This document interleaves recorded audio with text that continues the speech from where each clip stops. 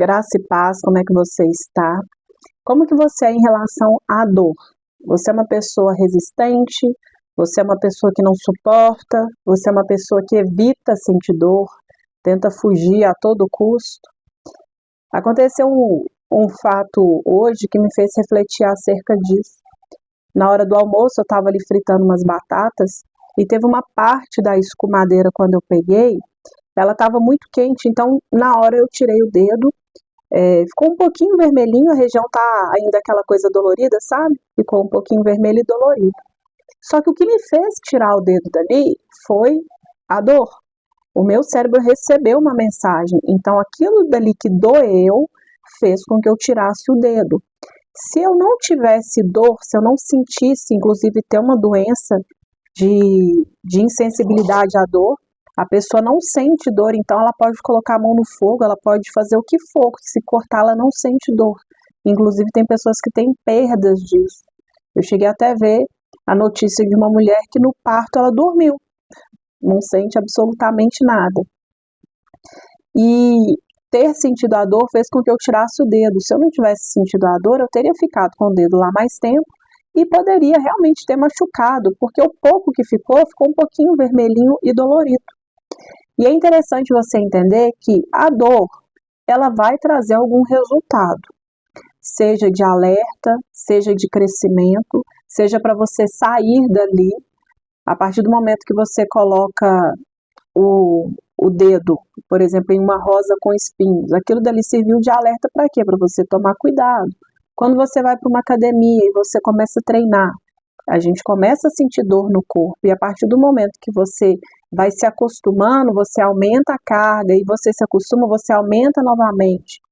E a dor do crescimento, né, falando aqui de academia, a dor do crescimento, ela é necessária. O que a gente precisa entender é que existe uma enorme diferença entre a dor e o sofrimento. Sentir dor é inevitável, foi inevitável eu sentir dor quando eu queimei o dedo, mas permanecer no sofrimento é opcional. Imagina, se eu ficar o tempo todo lamuriando o dedo ter queimado. E olha só, na hora que eu fui tomar banho, como a água estava mais quentinha, então na hora que caiu, doeu. E foi a água que me machucou? Não, o que machucou foi a escumadeira que estava quente. Então, na hora que a água caiu aqui, me fez lembrar que eu tinha esse machucado. E muitas das vezes a gente está com algum tipo de dor e outras pessoas podem acabar encostando nisso, provocando novamente aquela dor, e a gente pode acabar sendo reativa com essa pessoa. A partir do momento que você está ferido, por exemplo, se você tiver com um corte, uma queimadura, algum lugar quebrado, machucado, enfim, se uma pessoa te abraçar, vai deixar de ser um abraço para ser um aperto. Vai deixar de ser gostoso para ser o quê? Dolorido. E quando isso acontece, a gente tende a fazer o quê? Retribuir na pessoa a dor que ela provocou, mesmo que ela não tenha sido a pessoa que provocou aquela ferida. Muitas pessoas fazem isso, pessoas feridas ferem outras pessoas que às vezes estão sangrando, sabe? Elas estão tão feridas, ferida na alma, elas estão feridas com outras pessoas, outras situações, outras áreas, e elas acabam levando isso para a vida, para tudo. É a pessoa que permanece no sofrimento. Apesar de sentir dor não ser algo legal, eu sou mãe, tenho 2 filhos, o Rodrigo de 6 anos, o Felipe de 2 anos.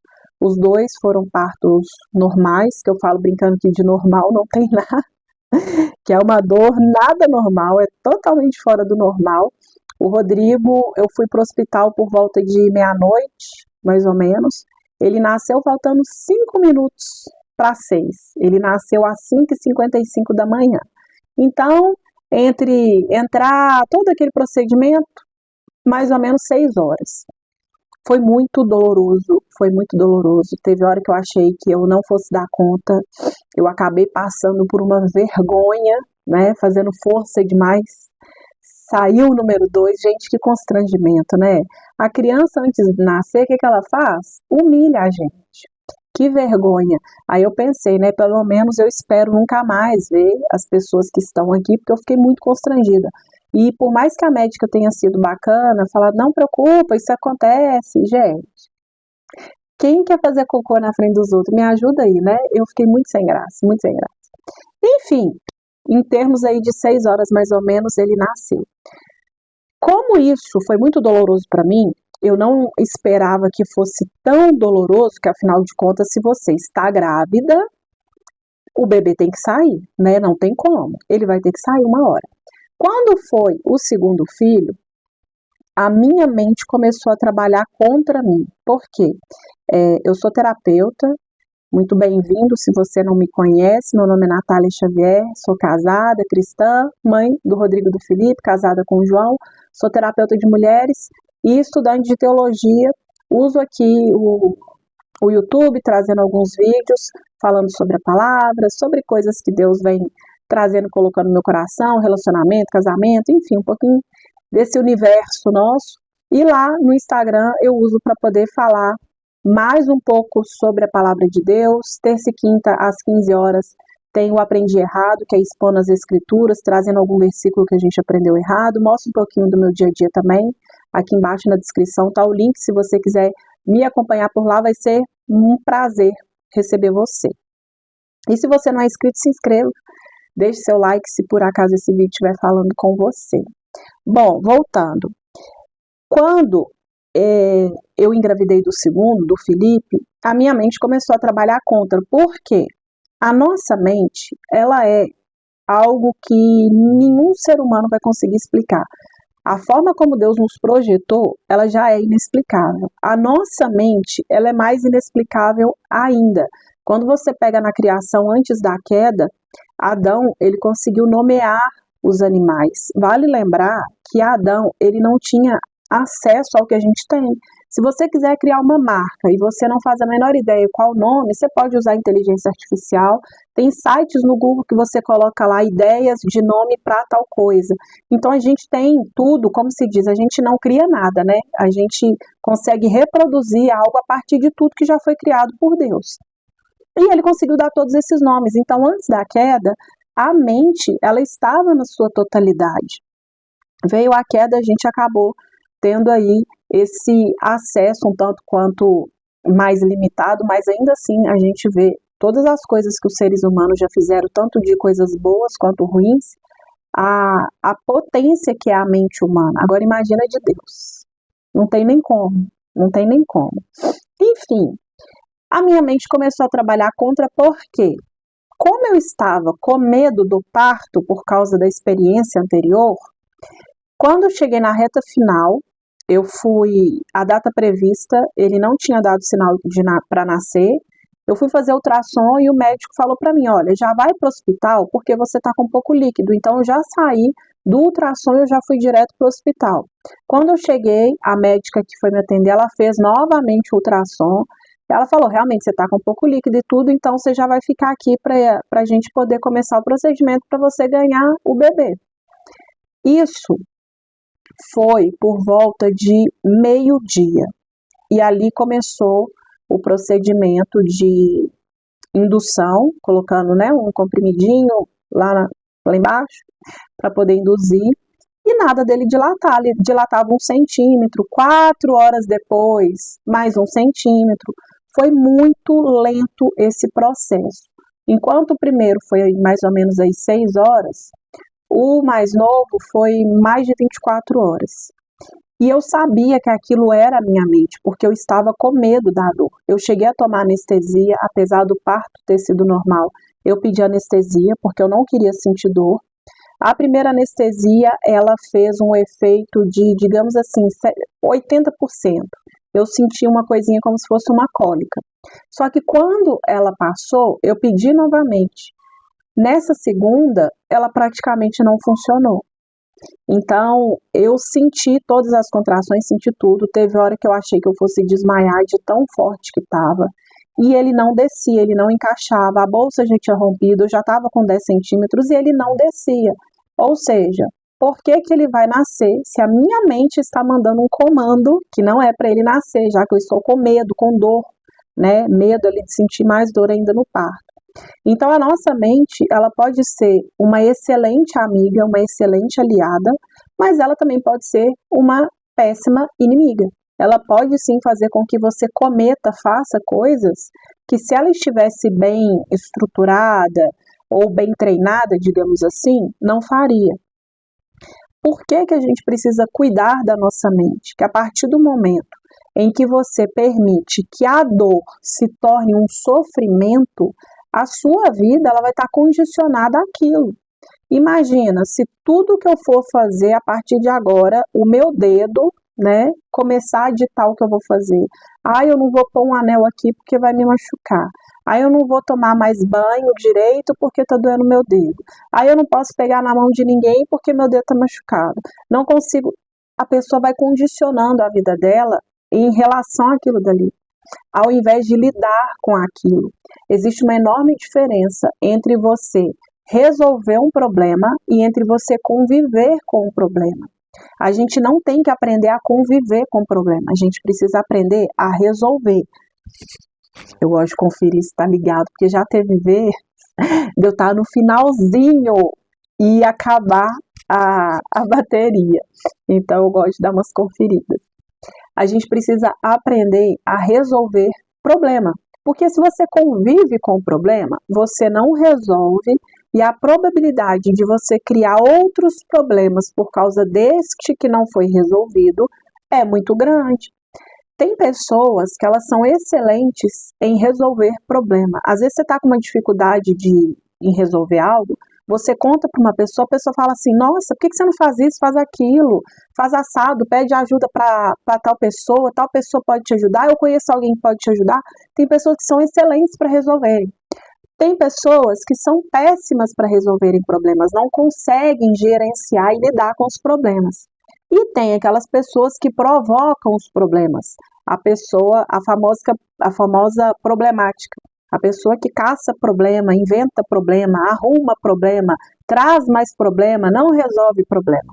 A pessoa que é sinônimo de problema. Então, pessoas que são assim, elas tendem a ser essas pessoas sofridas, que estão nesse sofrimento. Não é uma pessoa que passou por uma fase dolorosa, é uma pessoa que permaneceu no sofrimento daquela fase que provocou uma dor. Tudo na nossa vida vai trazer alguma emoção, uma emoção boa, uma emoção ruim. Não tem como você querer viver uma vida, principalmente se for para fazer a vontade de Deus, se você permanecer no sofrimento. Eu gosto de pegar muito o exemplo de Noemi, porque Noemi, ela teve uma dor que foi o luto, o marido e os 2 filhos. Só que ela permaneceu no sofrimento. Apesar disso, de permanecer no sofrimento, ela decidiu não passar isso para outras pessoas. Foi quando ela ajudou Ruth para que Ruth pudesse ter ali um bom casamento. Ela se preocupou com Ruth. Ela entendeu que o fato dela estar enlutada, dela ter perdido o marido e os 2 filhos, dela não estar bem, dela mudar o nome de Noemi para Mara, né, que é amarga, ela entendeu que aquilo que ela carregava de bom, ela poderia usar para outra pessoa ter um bom resultado. Inclusive, já fica isso para você levar para sua vida. Seja a pessoa que coloca no outro aquilo que tem de bom. Imagina você como uma porteira, sabe? Uma porta. Você vai decidir o que vai sair de você. Se você está ferido, se você está numa fase dolorosa e essa dor que você quer colocar para fora é uma escolha sua. Se tem coisas boas dentro de você e você prefere guardar no lugar de colocar para fora, é uma escolha sua. Noemi poderia perfeitamente ter despejado um monte de coisa em Ruth, mas não foi isso que ela fez. Tudo que ela pôde ensinar e fazer para que Ruth tivesse um bom casamento, para que Ruth tivesse a história dela mudada, ela fez. Tanto que a gente vê que Ruth, ela se tornou bisavó de Davi. Ela está na linhagem de Jesus, uma moabita.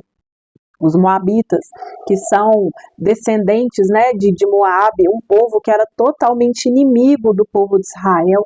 E aquilo dali vai servir para te mostrar que, por mais que uma pessoa venha de uma descendência ruim, uma descendência inimiga de Deus, se ela decide ir para Deus, o quadro dela, a história dela é totalmente mudada.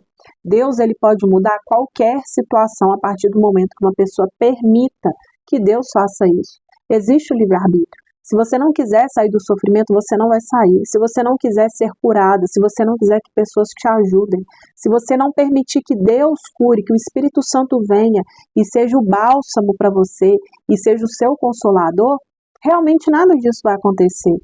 E quando a gente se torna uma pessoa muito ferida, sabe, que permanece nesse sofrimento, gente, nada fica bom. O dia, ele é sempre cinzento, sempre nublado, sempre chuvoso, nunca tem um sol, nunca tem uma nuvem branquinha, um céu azulzinho, nunca tem um arco, né, o arco celeste ou o arco da aliança, nunca tem nada disso. Porque a pessoa se permitiu entrar em um período chuvoso, aliás, algo aconteceu e ela entrou, e ela permaneceu ali. A gente precisa entender também que a dor, quando ela vem, ela pode te ensinar alguma coisa. Ela pode te ensinar a como lidar com aquela situação. Ela pode te ensinar em relação às pessoas. Existem pessoas que nos ferem e, através daquilo que elas fizeram, elas nos ensinam muito sobre como devemos ser com elas depois.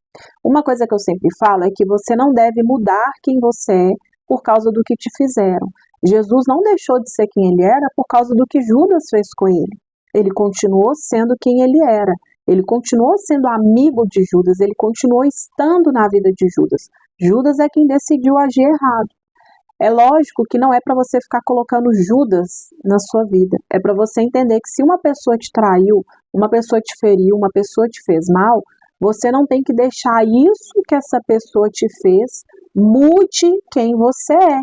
Imagina se Jesus mudasse quem ele é por causa do que Judas fez. Todo mundo ia pagar o pato, porque aí Jesus fala, pronto, não vou morrer na cruz, me traiu, agora não vou. E aí? E às vezes a gente toma essas decisões em relação a outras pessoas. Nunca mais eu confio em ninguém, nunca mais eu vou ser amiga de ninguém, nunca mais eu vou ter um relacionamento, nunca mais isso, nunca mais aquilo.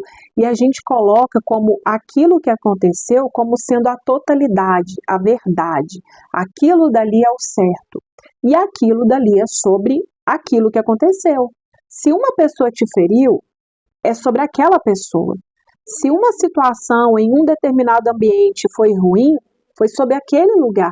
E às vezes você pode voltar naquele lugar e aquilo dali não acontecer. Às vezes aquela pessoa que te feriu, ela pode vir a ter um arrependimento verdadeiro e nunca mais te ferir. Da mesma forma que às vezes vai ser necessário você perdoar uma pessoa que nunca vai te pedir perdão. Já parou para pensar que talvez você vai ter que perdoar pessoas que jamais vão se arrepender, né? Nem chegar a pedir perdão. Elas não vão nem se arrepender de ter feito o que fizeram com você. E quando você não libera perdão, você vai aumentando a dor, a ferida, o sofrimento. É estender o sofrimento. Permanecer na retenção do perdão é permanecer no sofrimento. E quando você não libera, né, o perdão, você não liberta a pessoa dentro de você. Você faz tudo lembrando da pessoa. O nome de alguém, quando alguém fala o outro nome, né, por exemplo, esse aqui é fulano, aí você lembra que é o mesmo nome. Nossa, é o mesmo nome. Se a pessoa gosta de uma determinada cor e você sabe, quando você vê a cor, tudo você fica associando a pessoa o tempo todo. Liberar perdão não é apenas para a pessoa receber algo da sua parte, porque você está liberando perdão para ela, então ela vai receber o seu perdão. Mas quem é o principal nessa história toda, o principal beneficiado, é você.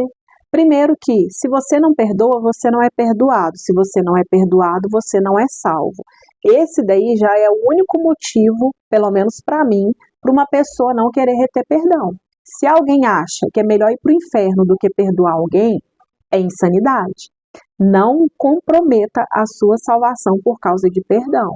Jesus perdoou coisas muito piores que você nem imagina, a gente nem sabe quantas pessoas já foram perdoadas por Deus depois de terem feito atrocidades, coisas terríveis, a gente nem sabe. E ainda assim Deus perdoou, porque um coração arrependido, contrito, quebrantado, ele perdoa. E quando a gente não perdoa, a gente se coloca acima de Deus. Se Deus, que é Deus, perdoou, quem somos nós para não perdoar? Ah, mas foi péssimo o que fez. Perdoe, para você tirar isso de dentro de você. Perdoar é você liberar o outro da sua vida. É você tirar sentimentos ruins de dentro de você. É você permitir que o seu coração não fique com água parada, com essa amargura. A água parada da dengue, lembra? Pois é, água parada começa a criar um monte de coisa, vai dando bicho, vai dando sujeira, a água vai ficar fedendo. E se você fica retendo esse sofrimento, essa dor, se você permanece nisso, você não vai conseguir desfrutar da totalidade daquilo que Deus tem para você. Então tem esse entendimento de que aquilo que te feriu, aquilo que te machucou, aquilo que te provocou uma dor, o que você pode olhar hoje para isso, para resolver, no lugar de conviver. Não seja a pessoa que convive com a dor, que fica se adaptando à dor, não faça isso. Seja a pessoa que consegue realmente resolver, tratar ou curar aquilo dali, para ser uma pessoa curada, para ser uma pessoa transformada, para ser uma pessoa cicatrizada. Por mais que dependendo da cicatriz você possa sentir um incômodo, não é dor e nem sofrimento, diferente da ferida, que a todo momento ela vai fazer você se lembrar, ela vai fazer você chorar, ela vai fazer você ficar naquela lamúria. Então, se você foi ferido, ou alguém te feriu, ou uma situação, algo, aconteceu, permita que Deus cure a sua vida, permita que Deus cure suas emoções, peça perdão para quem for necessário, libere perdão para quem for necessário, mesmo que não tenha te pedido. Começa a orar, ora, entrega isso para Deus, fala para Deus te ajudar. Eu sei que às vezes é muito difícil, é muito complicado a gente lidar com aquilo que a gente não vê. Aqui eu tô vendo, apesar de estar bem pequenininho, mas aqui eu tô vendo o que me aconteceu, mas quando é na alma a gente não vê. Parece que a gente não tem dimensão da dor, né? Parece que a gente não tem dimensão da ferida, quanto tempo vai levar para cicatrizar, quanto tempo vai ser para ser curado. Então peça ao Senhor para te ajudar, busque ajuda, faça terapia, busque ajuda nos seus pastores, busque pessoas que realmente podem te ajudar, tá? E não pessoas que vão aumentar essa ferida. E se você gostou desse vídeo, compartilhe, mande para outras pessoas. Se inscreva aqui se você não foi inscrito, deixe seu like, porque aqui o YouTube entende que é um vídeo relevante para poder entregar para outras pessoas. E no mais é isso, que Deus te abençoe, graça e paz.